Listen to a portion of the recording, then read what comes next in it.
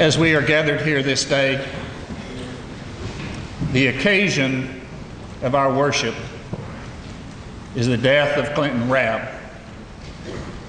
The purpose of our worship is to give thanks to Almighty God for his life and for life eternal. The Southwest Texas Annual Conference gives thanks for his contributions to our life and our ministry over such a long period of time. I grew up with a fireplace in the cold winter when it was always, there was a fire in the hearth, and I would come home from school and sit there and have cookies, and I knew that that's the kind of life I wanted to have and to share with children and family. And I met this man, and he had a fire I did not know of. A fire that seemed not to consume, but seemed to burn with such passion for not only family and love of a woman, but for Christ. And Clint was the kind of person that would not stand outside the fire and warm himself like me and watch and wonder what it was like. No, he would only go into it. Because he believed strongly that it was in there that life actually was lived. The earth moved beneath our feet. I looked up and saw things shaking. I said, "It's an earthquake." And in the third second, the ceiling and all of the hotel fell down upon us.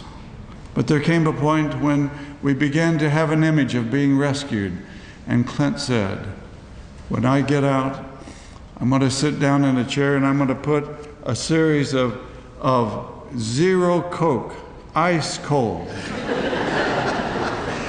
And I'm going to drink those one by one."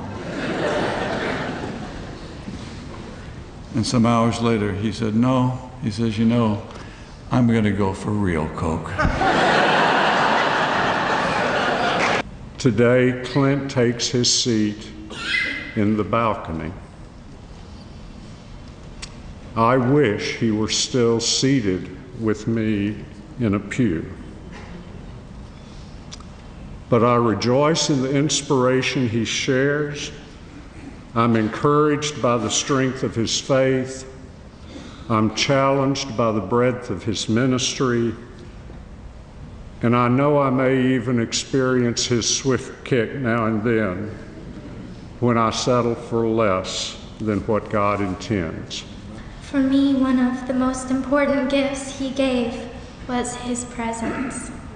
We'd go to the piers of Manhattan when I'd visit and imagine what fun it would be to have a sailboat and live on the ocean for a while. One time, he and I had the day to ourselves, and he said that we could do anything I wanted. We were in New York at the time, and I had gotten it into my head that I wanted to go to Montauk, to the tip of Long Island, because I wanted to go as far as was possible by land into the Atlantic Ocean. He said he had always wanted to do that too, and so he drove me there. We spent the entire day there, even past sunset, playing in the waves, walking along the shore and inspecting life between the rocks, staring out into the ocean and grinning big. We came home windblown, salty, and absolutely happy. He would do anything to make a dream of mine or my siblings come true. And most importantly for me, he made me feel like dreams were possible and worth coming true.